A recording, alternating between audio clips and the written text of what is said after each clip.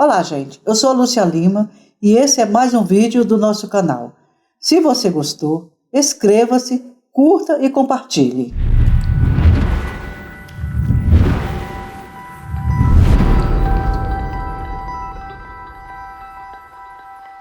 Bom, hoje vamos falar de um assunto de extrema tristeza.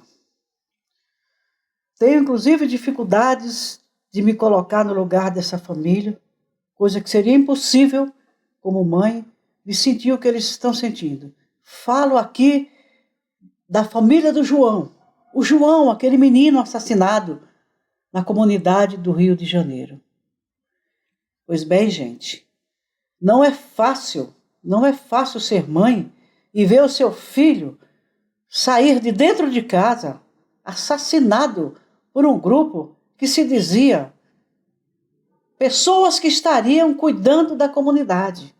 O policial que mata, ele não cuida, ele assassina. Ele assassina as pessoas. Então, se ele está ali com a intenção de preservar a comunidade, ele simplesmente não faz.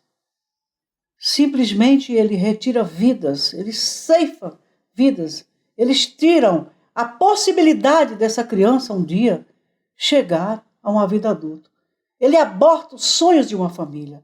Ele não matou o João. Este policial não matou o João. Ele matou simplesmente uma família. Ele matou o entorno daquela sociedade que ali estava, naquela comunidade, próximo do João. Pois bem, tudo que você faz hoje é pouco para provar sua indignação em relação à violência que está estabelecida em cima das crianças, principalmente da criança negra. Quando você tem uma criança que aos 14 anos ela é condenada à morte, simplesmente porque ela mora numa comunidade e porque a sua pele é negra, essa sociedade tem que ser repensada. E com certeza nós estamos vivendo esse momento. É um momento de extrema angústia. A minha preocupação hoje é como fazer para mostrar para essa sociedade qual seria o caminho que teríamos que ter para ver o outro como irmão. Quando eu falo da irmandade, eu falo do ser humano, da dor que o outro vive. É disto que eu falo. E nós temos hoje um assassinato pré-estabelecido na comunidade negra como nunca visto antes. Eu estava aqui preocupada vendo alguns dados do Rio de Janeiro, que me chamou muita atenção, que o ano passado, 80% dos homicídios, das mortes provocadas por policiais eram de crianças negras. Isso é um genocídio, é um assassinato em massa. Gente, São Paulo não é diferente. Não é diferente. Mas quando se trata do Rio de Janeiro, existe uma morte encomendada. Existe uma morte já pré-estabelecida. Quem vai morrer e quanto tempo vai viver? Vocês imaginam uma criança que não tem a possibilidade de ultrapassar os 14 anos? Não tem. No Rio, aquele que ultrapassa 14 anos é um herói. É um herói. E chegar aos 17, nem se fala. E chegar aos 20, praticamente impossível. Pois bem, quando eu vejo esse assassinato em série provocada pelos policiais do Rio de Janeiro, eu só tenho que perguntar, que sociedade é essa? Que mundo é esse que vivemos? Aonde vamos parar? O que será que uma pele negra é tão prejudicial dentro de uma comunidade ao ponto dela ter que ser retirada? Ela tem que ser retirada. Como assim?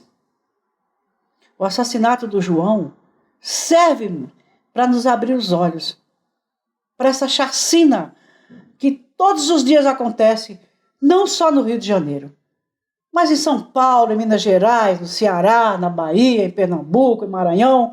Nós temos um assassinato em série no Brasil.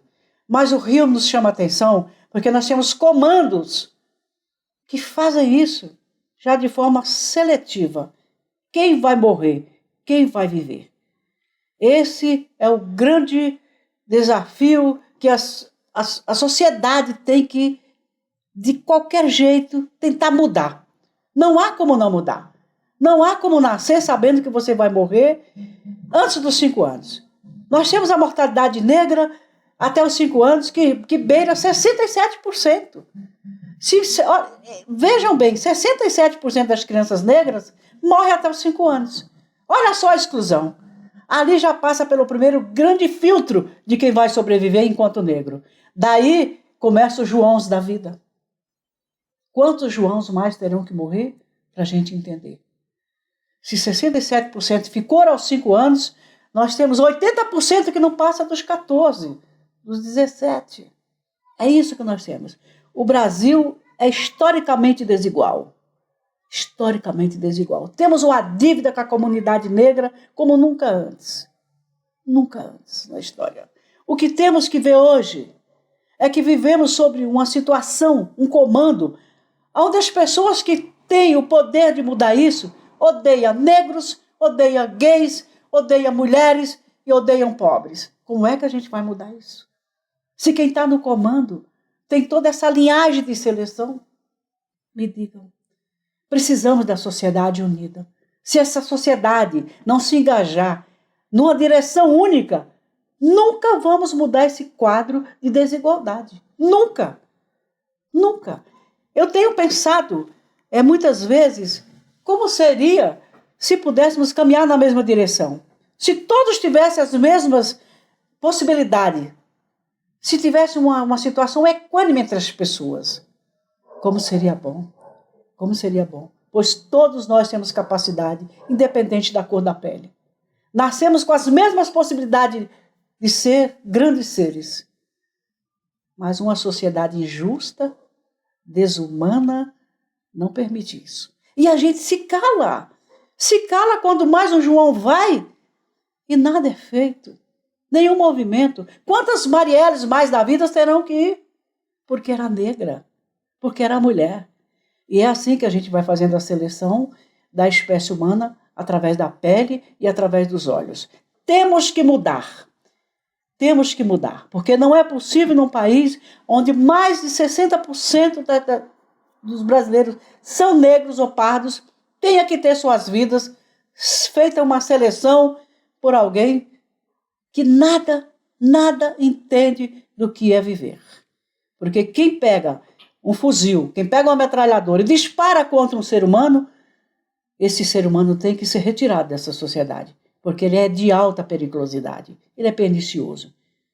E ainda tem gente que acha que o papel dele é aquele, é matar.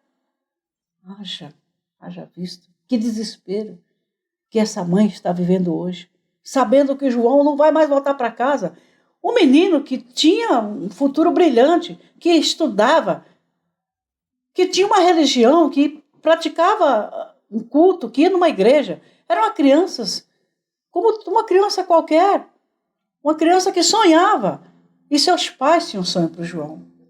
Sonho este que um fuzil foi lá e arrebentou. E foi confiscado como um animal qualquer, abatido por um avião e deixado em qualquer lugar. E a sua família, após 17 horas, encontra o seu filho numa gaveta qualquer. E essa gaveta chamava-se um IML. Pois bem, eu como funcionária da saúde, muitas vezes vi por uma porta de emergência entrar uma criança, e geralmente negra, assassinada. Onde quase ninguém buscava por aquela criança dentro da emergência. Você sabe por quê? Porque a família tinha medo de encontrar o matador e ser assassinada na porta do hospital. A família tinha medo de procurar o seu ente querido. Olha que desespero. Isto é São Paulo. Quantas vezes eu assisti essa cena na porta do hospital? Quantas vezes? Eu sei o quanto isso dói. Eu sei que a dor é imensurável para uma mãe. E não há nada neste mundo que a console. Não há nada que substitua o João. Nada. Não tem como trazer o João de volta. O que o João deixou para este mundo foi uma grande possibilidade do ser humano mudar. Se indignar. Tentar ver com outros olhos que todos os seres são iguais. João, você está presente. E você vai estar em todas as lutas que nós vamos traçar daqui para frente. Ou continuar traçando. Porque eu sou uma exímia lutadora contra a exclusão social e principalmente quando se trata da criança negra, e principalmente quando se trata da raça negra. Eu fui gerente de uma casa em São Paulo chamada Maria da Penha, Mulheres Vítimas de Violência, onde cada 10 mulheres que chegavam vítima de um ofensor eram negras. E todas elas, por incrível que pareça, com ameaça de morte. Em cárceres privados. Eram mulheres negras.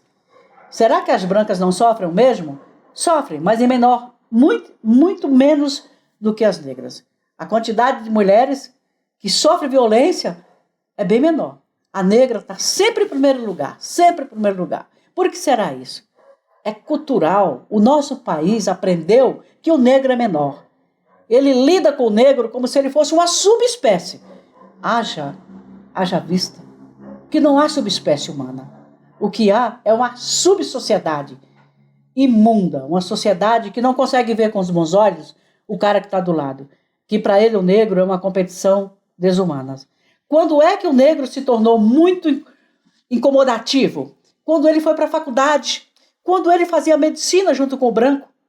Aí ele começou a ser visto com outros olhos, mas os olhos muito ruins, muito pior do que já havia antes. Porque antes o negro não passava de o quê? De um chofer, motorista de táxi, motorista de ônibus. Aí o negro passou a usar um estetoscópio.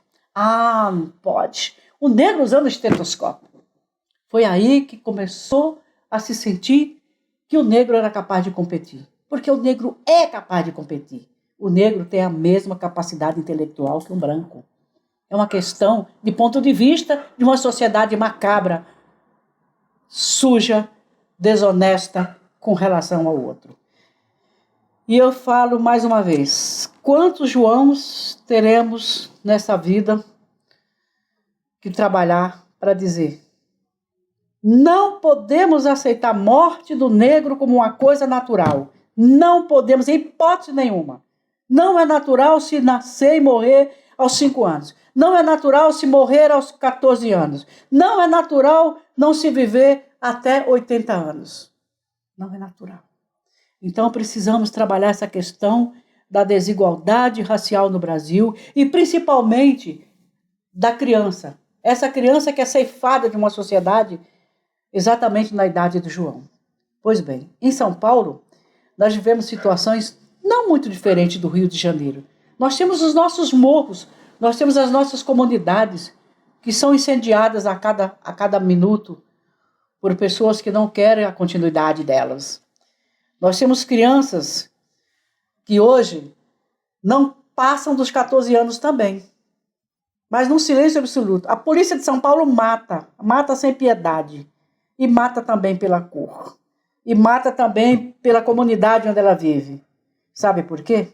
Porque eles são doutrinados, eles são treinados que negro tem que morrer. Então São Paulo não deixa nada desejado para o Rio de Janeiro. As nossas políticas hoje, para crianças e adolescentes, elas são inexistentes. Nós temos os SAICAS, que são serviços que cuidam dessa criança, que hoje estão aí abandonados. E agora, como se não bastasse toda a calamidade dessa desigualdade, ainda temos que conviver com uma situação de pandemia, onde a exclusão social se dá muito mais na comunidade negra, porque ela vive muito pior. Ela vive em quartinhos fechados, ela tem emprego super desigual, ela ganha menos, ganhava porque agora nem emprego tem. Então, quando se trata também hoje da pandemia, o negro morre muito mais. Na linha de frente, a desigualdade pega primeiro a raça negra, porque ela já está em situação pregressa de desigualdade. Então, temos que ter muito cuidado e ter muitos olhos para qualquer ser humano que tem o mínimo de sentimento, não deixar passar a olhos grossos que situações desse tipo não sejam criticadas, não sejam defendidas, porque somos seres humanos, somos pessoas que precisamos uns dos outros e não vamos permitir, nem enquanto mãe, nem enquanto mulher, nem enquanto profissional da saúde, que se faça o que está sendo feito todos os dias com a comunidade negra. Não só do Rio, São Paulo, mas do Brasil inteiro. precisamos urgente de mudanças. E as mudanças estão nas políticas públicas. Ou a gente cria uma situação de igualdade onde todo mundo possa caminhar na mesma direção, ou vamos ter sempre as situações de assassinatos e muitas vezes premeditado. O cara já sai no seu camburão dizendo: vou baixar em tal lugar e hoje eu vou levar tantos caras. É assim que se faz. Então, gente, vamos nos unir. Nós, mulheres, somos 52% da população brasileira. Nós, mulheres, somos mães dos 48% que ficaram para trás, que são os homens. Então, gente, nós, mulheres, temos tudo para a gente tentar mudar essa situação. Chega de exclusão, chega de matança, chega de matar João.